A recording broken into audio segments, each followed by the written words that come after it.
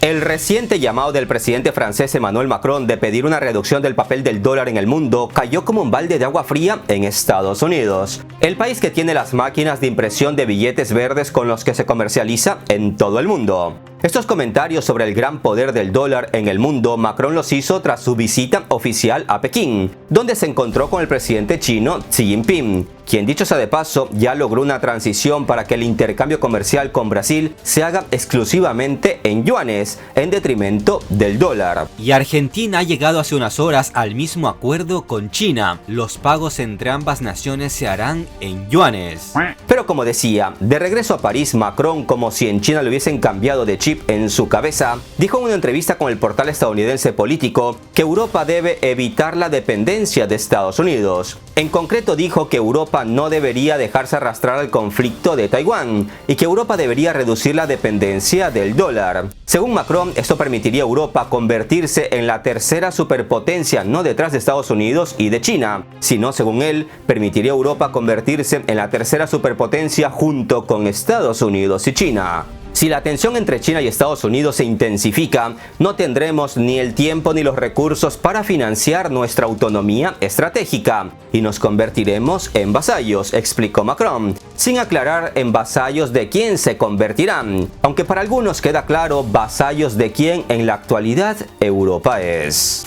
El periódico estadounidense Político fue sincero y señaló que el texto de la entrevista antes de la publicación se envió al Palacio del Elíseo en París, donde se reeditó. Entre otras cosas, se eliminaron datos y lugares donde Macron habló aún más francamente. Pero lo de que Europa debe independizarse de la influencia del dólar de Estados Unidos se dejó. Como vemos, el presidente de Francia está más que decidido que nunca en fortalecer la soberanía de Europa, algo que ya Macron intentó en el pasado, y se quedó luego en simples palabras de rebeldía. No en vano, algunos acusan a Macron de querer emular al gran líder político y militar Charles de Gaulle, quien en 1966 sacó a Francia de la OTAN y era muy crítico con el dólar, tanto que llegó a decir que la utilización del dólar como moneda de intercambio internacional era una estafa global, y fue uno de los promotores de empezar a vaciar las bóvedas de oro de Estados Unidos a finales de la década de los años 60, enviando a Nueva York barcos cargados de billeticos verdes y llevando de regreso a Francia oro verdadero.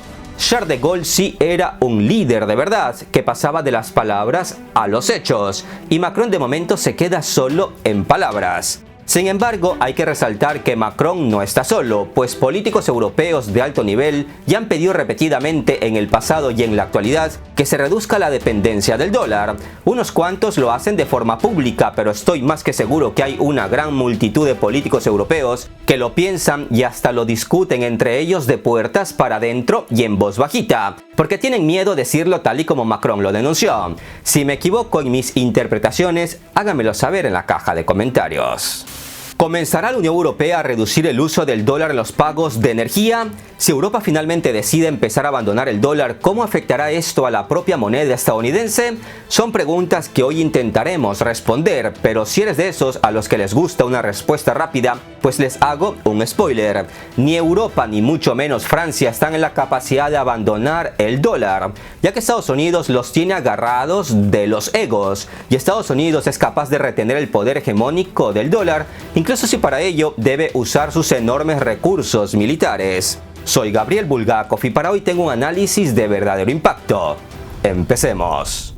La dependencia de los países europeos de las liquidaciones comerciales en dólares se volvió especialmente grave para los europeos allá por el año 2018. Cuando Estados Unidos, con Donald Trump en el poder, se retiró unilateralmente del acuerdo internacional con Irán sobre su programa nuclear que se había firmado durante la era Obama, e impuso sanciones contra este país islámico, y esas sanciones podían afectar también a cualquier empresa de Rusia, Europa, Japón, la China o la Conchinchina que intentase comerciar con Irán a las espaldas de Estados Unidos. Es decir, durante la era Obama se llega a un histórico acuerdo internacional y luego llega Trump, lo rompe y empieza a poner sanciones a diestra y siniestra a amigos y rivales. Estas sanciones de Trump amenazaban, entre otras cosas, con cortar el acceso de las empresas europeas al mercado financiero estadounidense y, por supuesto, a los dólares. La Unión Europea en esa ocasión se ajustó los pantalones y activó un plan para bloquear las sanciones estadounidenses que incluía blindar las empresas europeas en Irán de represalias estadounidenses. Como el euro también tiene su peso en el mundo, la Unión Europea seguía comercializando con Irán en euros y ya no en dólares. A partir de estos encontronazos de Europa con Trump, en el viejo continente se pusieron las pilas y los medios empezaron a publicar titulares del tipo: la Unión Europea trata de impulsar el uso del euro en los mercados internacionales. Las relaciones entre los históricos grandes aliados de Estados Unidos se estaban yendo por el desagüe en la era Trump. Esta foto que vemos aquí dice más que 1000 palabras.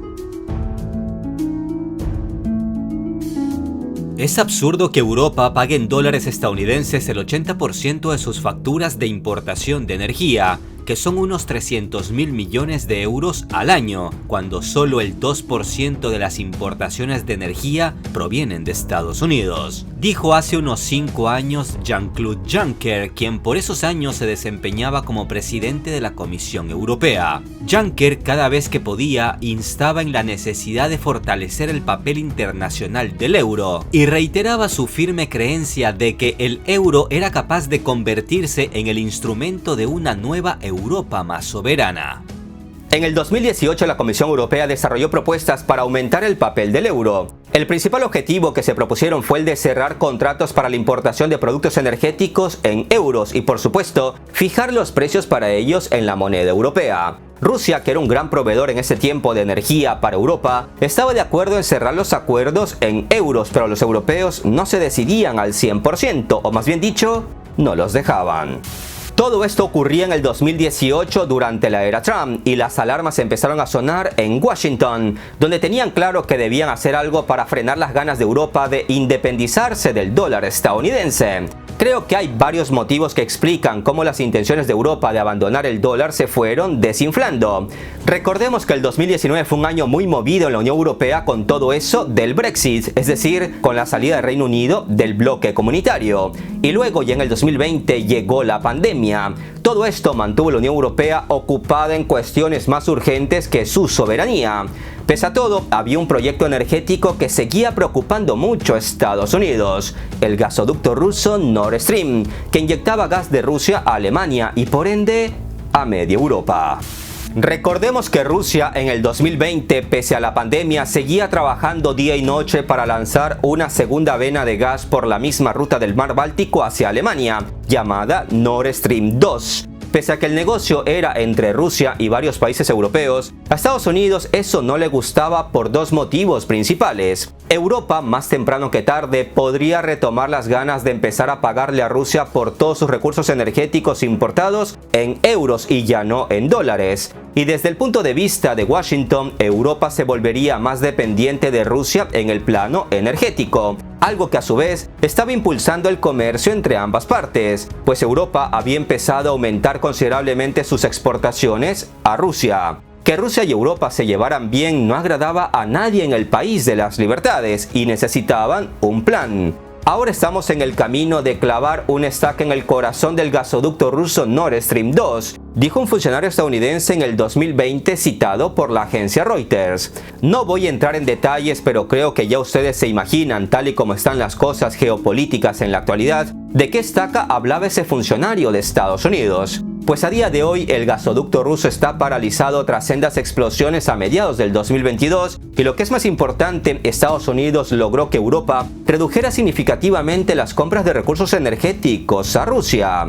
Tampoco les revelaría nada nuevo si les recuerdo que Europa se ha vuelto más dependiente de Estados Unidos en el campo energético, pues ahora le compra mucho gas y mucho petróleo a Estados Unidos en lugar de a los rusos, y para variar no en su moneda, el euro, sino en dólares. ¿A un precio amigable? Pues la verdad es que no. El tío Sam lo tiene claro, negocios son negocios, y por especificaciones del producto Made in USA, y por logística, y por todo el lío del transporte de un continente a otro, los europeos pagan ahora más caro los recursos que antes le compraban a Rusia. Lo que ha hecho Estados Unidos es de genios, pero me gustaría resaltar que la genialidad no siempre está del lado de lo bueno, ético y legal.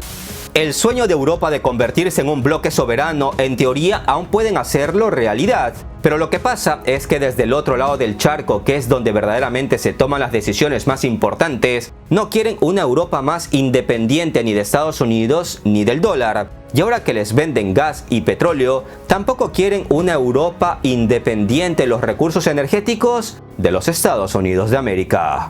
El actual sistema financiero mundial basado en el dólar tiene muchas virtudes, pero también muchas deficiencias. Y ojo, eso no es algo que lo diga precisamente yo. Para empezar, aclaremos un punto importante. Las tasas de interés de la mayoría de los préstamos bancarios en todo el mundo están directa o indirectamente vinculadas a las tasas de interés de los bonos de deuda del gobierno de Estados Unidos. Los bancos en sus países tienen una tasa de interés que generalmente, para ofrecerla, deben primero ver cómo están las cosas en el mercado de bonos de Estados Unidos. El problema es que los pagos de intereses sobre los bonos estadounidenses se realizan a través de la emisión y venta de nuevos valores similares, o sea, con la emisión de nueva deuda. No en vano, el conocido inversionista Peter Schiff, director general y estratega jefe de la empresa de corretaje Euro Pacific Capital, calificó a los bonos del gobierno de Estados Unidos como un esquema piramidal, ya que, según explica, el gobierno de Estados Unidos recibe dinero para pagar a los acreedores existentes a través de nuevas emisiones. O sea, el círculo vicioso es en realidad una pirámide. Y si las finanzas mundiales dependen de un esquema piramidal, algo anda mal en este mundo. Para entender el asunto, pongamos un ejemplo simple. Si una empresa, sea esta grande o pequeña, y no importa de qué país, lleva varios años generando más deuda que ingresos, más temprano que tarde se declararía en quiebra o bancarrota. Ninguna empresa puede vivir tanto tiempo generando más deudas que ganancias. Creo que en eso estaremos todos de acuerdo. Así que volviendo al tema de Estados Unidos, donde su deuda crece cada segundo, Estados Unidos, en teoría, debió haberse declarado en bancarrota hace tiempo, que en términos técnicos lo correcto sería decir que Estados Unidos debió haber caído en default hace tiempo, que dicho en cristiano no es otra cosa cuando un deudor no es capaz de cumplir sus pagos de deuda. Pero ¿de verdad Estados Unidos no puede pagar su deuda? Ahí es justamente donde radica el truco, porque basta con imprimir más dólares para seguir emitiendo deuda. Y con eso la pirámide no cae, sino que por el contrario, crece más en un sistema que es insostenible desde el punto de vista económico. Un tecnicismo que deben tener en cuenta para entender toda esta trama es el así llamado techo de deuda, un término que se refiere al límite de dinero que el gobierno puede pedir prestado. La última vez que Estados Unidos elevó el techo de deuda fue en diciembre del 2021, cuando el Congreso autorizó un aumento de 2,5 billones de dólares, dando como resultado un total de 31,4 billones de dólares. Lo que quería decir que a partir de esa cifra, o Estados Unidos dejaba de emitir más deuda, lo que sería un caos, o Estados Unidos, como de costumbre, volvería a elevar el techo de deuda, algo que sigue siendo calificado como una bomba de relojería. El tiempo se ha acabado otra vez, para desgracia de Washington, pues hace unos días la deuda de Estados Unidos pasó los 31,4 billones de dólares, que fue el techo acordado en diciembre del 2021. Y es por eso que el Congreso de Estados Unidos debe decidir lo más rápido posible si elevan más ese techo de deuda o no. La secretaria del Tesoro de Estados Unidos dice que si no se aumenta el techo de deuda, el mundo entero se encontraría a las puertas de una catástrofe global. En estos momentos, los que se oponen a aumentar el techo de deuda son los republicanos, quienes dicen que para dar el visto bueno quieren ver propuestas del gobierno como reducción de gastos. No es nada ilógico lo que proponen los republicanos. A mi criterio, bajando unos cientos de millones a su gasto militar y otros cientos de millones a tareas de inteligencia y otros cientos de millones en ayudas militares por aquí, por allá y más allá, ya podrían ir acomodando sus números en rojo. Pero los demócratas, liderados por el presidente Joe Biden, no quieren saber nada de reducir gastos. Claro, ¿para qué reducir gastos si simplemente pueden imprimir más dólares? Repito, si Estados Unidos no eleva el techo de deuda, no podrán emitir más deuda para nuevos tenedores y por lo tanto no podrán pagar a los tenedores de deuda antigua. Es justamente ese esquema piramidal que explicaba hace un ratito. Mientras editaba este video salió la noticia de que los republicanos aprobaron aumentar el techo de deuda pero con condiciones de reducir gastos. Nada nuevo, la verdad. Hasta mi abuelita sabía que eso era de esperarse. Imagínese que usted y yo somos competencia en X negocio. Si usted no puede pagar su deuda valorada en dólares, se jode y debe declararse en bancarrota porque no tiene de dónde sacar dólares para pagar su deuda. Pero si yo, que no solo soy su competencia, sino también el encargado de imprimir los dólares, no puedo pagar mi deuda, no pasa nada, porque me basta con imprimir papelitos verdes para ir saldando mis deudas, aunque al mismo tiempo vaya yo creando otras. Por eso se dice que Estados Unidos puede seguir generando deuda indefinidamente, porque basta con imprimir más dólares para saldar deudas antiguas y crear nuevas. Y como el dólar es la moneda con estatus internacional apetecida en todo el mundo y no simples papelitos verdes, pues de momento están seguros que esos papeles valen lo que dicen valer. He ahí la importancia vital del dólar para el bienestar financiero, económico, social y militar de Estados Unidos. En el momento en que al dólar le aparezca una competencia, llamémosle euro, y el dólar empiece a usarse menos y menos en el mundo y por lo tanto a perder demanda internacional, las finanzas de Estados Unidos se encontrarían en serios problemas. No sé si captan o no el gran papel que juega el dólar en las finanzas mundiales. Un papel que no es ni equitativo, ni justo, ni ético, ni legal.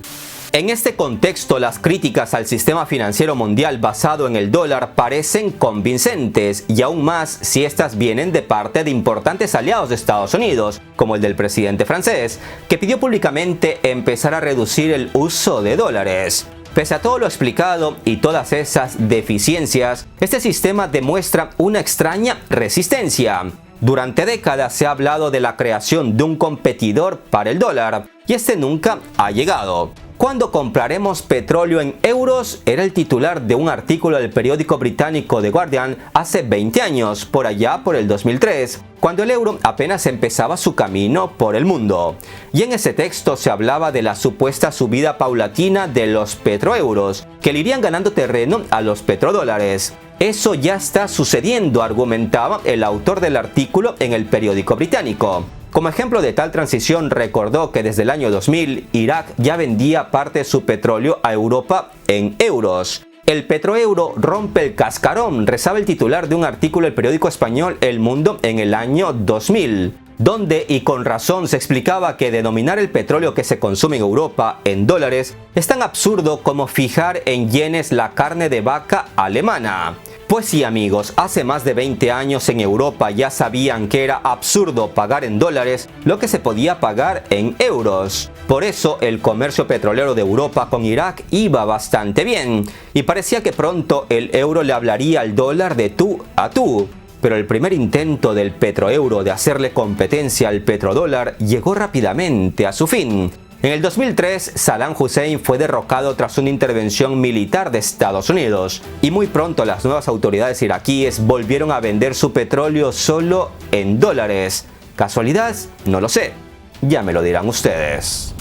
Tuvieron que pasar 15 años para que a una nueva generación de políticos europeos se les encendiera la luz en sus cabezas e intentaran darle impulso a su moneda, el euro. Pero ese intento de aumentar el protagonismo del euro anunciado por la Comisión Europea en 2018 también acabó en fracaso. Hoy en día los países europeos continúan comprando petróleo en dólares, y ahora más que dependen de Estados Unidos como nuevo gran proveedor de recursos energéticos, luego que Estados Unidos, con unas muy buenas jugadas, desplazara a Rusia del mercado energético en el viejo continente. Así que el sueño de Macron de usar menos dólares de momento no es viable, y hasta se ve ingenua la esperanza de algunos líderes europeos de comprar petróleo en euros. ¿Por qué? Bueno, recordemos que, tal y como le he contado en otros videos, Estados Unidos en 1974 hizo un acuerdo con Arabia Saudita, que por esos años era el gran rey petrolero en la OPEP, para que todo el petróleo del mundo se comercializara solo en dólares. A cambio, Estados Unidos le garantizó a los árabes apoyo, seguridad y defensa militar. De paso, dejándole claro que si no aceptaban el trato, Estados Unidos podía llevarle un poco de democracia a ese reinado. Si hacemos una analogía, la Unión Europea no puede garantizar un apoyo militar real a ningún país productor de petróleo a cambio de pagar en euros, sin la participación de Estados Unidos, porque Europa depende de Estados Unidos en el campo militar. No en vano, Macron también habló sobre la creación de un ejército soberano europeo, porque entiende perfectamente que las finanzas y los gastos de defensa van siempre cogidos de la mano. Y es que los petrodólares tienen una base sólida que pasan por garantías militares, que hasta ahora solo Estados Unidos puede otorgar a los países del Golfo Pérsico, gran productor de oro negro y otras fuentes energéticas para el mundo. Si en el 2003 los europeos hubiesen sido más listos y no se hubiesen dejado engañar tan fácilmente a Estados Unidos sobre las supuestas armas de destrucción masiva que Irak en realidad no poseía, Europa no hubiese dado luz verde a la invasión de Irak y por lo tanto Europa hubiese seguido comprando petróleo a Irak en euros. Pero los europeos fueron engañados tontamente y el gran ganador fue Estados Unidos. Y como los europeos no aprenden, otra vez los han vuelto a engañar. Lamentablemente tendrán que pasar otros 20 años más para que los europeos comprendan el lío geopolítico actual. Y cuando lo comprendan y empiecen a darle protagonismo a su moneda, seguramente otra vez serán engañados. Como dato de impacto extra, sepan que Estados Unidos fue muy inteligente en el pacto con los sauditas en 1974, pues no solo logró que todo el petróleo del mundo se comercializara en dólares, sino que dentro de ese trato estaba que los sauditas debían invertir parte de sus ganancias en bonos de deuda de Estados Unidos, bonos con los que Estados Unidos financia toda una variedad de proyectos como los militares, y con ellos finalmente se garantiza la seguridad de los sauditas. El negocio es redondo. Los sauditas venden petróleo en dólares por seguridad estadounidense, pero deben comprar bonos con dólares con los que se financia la seguridad saudita. Un círculo vicioso que nunca acaba. Que en Washington hay una manada de genios es algo que nadie debe poner en duda.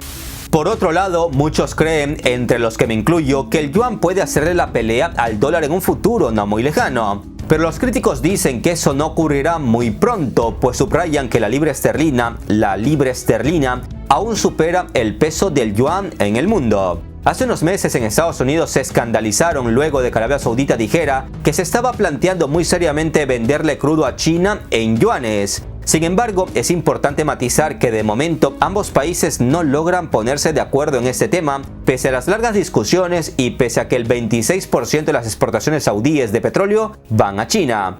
¿Por qué los sauditas dudan en dar el paso definitivo? Bueno, desde Arabia Saudita siguen muy de cerca cómo se desarrolla el conflicto en torno a Taiwán. Y si China decide recuperar por la fuerza esa isla rebelde, China podría verse debilitada y no tendría fuerzas ni recursos para defender a Arabia Saudita, que es una de las condiciones en secreto que Arabia Saudita exige, tal y como acordó hace 50 años con Estados Unidos, que fue así como nacieron los petrodólares.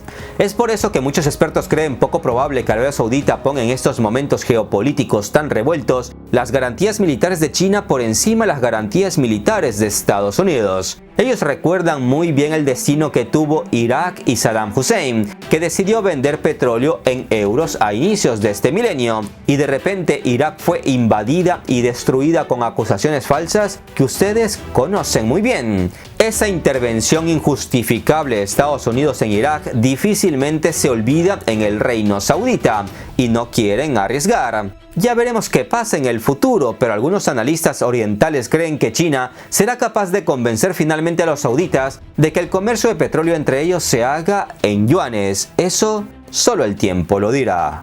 Estimados amigos, en realidad tengo en la chistera otros datos de impacto sobre el comercio del dólar que les ayudarían a entender cómo funcionan las finanzas mundiales. Pero como el video ya se hizo demasiado largo, dejo esos datos para un próximo video sobre el rol del dólar en el mundo. Afortunadamente para unos y desafortunadamente para otros, hay analistas que afirman que en estos momentos y en el corto o mediano plazo, digamos en los próximos 20 años al menos, el dólar seguirá siendo la principal moneda mundial muy por encima del yuan. Hay argumentos sólidos, pero de eso ya hablaremos en un próximo video. Un abrazo de paz y esperanza a todos. Hasta la próxima.